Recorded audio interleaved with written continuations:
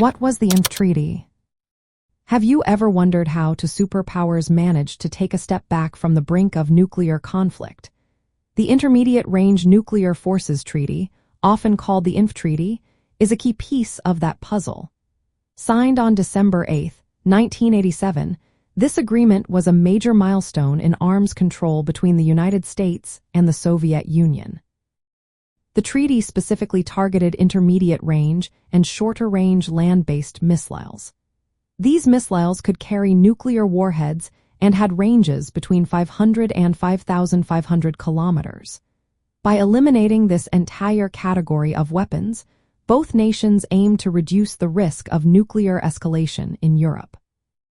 Under the leadership of Mikhail Gorbachev, the Soviet Union was undergoing significant changes. His policies of reform and openness, known as glasnost and perestroika, shifted Soviet foreign policy towards greater cooperation with the West. The INF Treaty was a direct result of negotiations that began in the early 1980s, as both superpowers sought to ease tensions. One of the most remarkable aspects of the INF Treaty was its verification procedures. For the first time, both countries allowed observers to witness the destruction of missiles.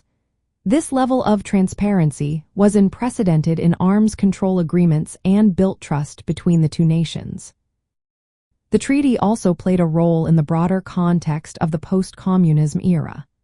After the Soviet Union dissolved in 1991, the treaty was extended to include 12 successor states.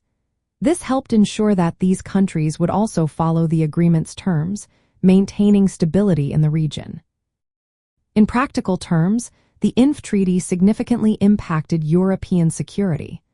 By removing intermediate-range missiles, it lowered the threat of rapid nuclear escalation. This created a more stable environment for diplomatic relations during the late Cold War period. However, the treaty faced challenges in recent years. In February 2019, the United States announced it would suspend compliance, citing Russian violations. This situation highlighted the ongoing difficulties in maintaining international arms control agreements. From the Soviet perspective, the INF Treaty was a strategic move to reduce military tensions while focusing on internal reforms. It aligned with Gorbachev's broader efforts to reform the Soviet economy and political system, which ultimately contributed to the dissolution of the Soviet Union. Despite the challenges that arose later, the INF Treaty remains a significant example of successful arms control negotiations during the Cold War era.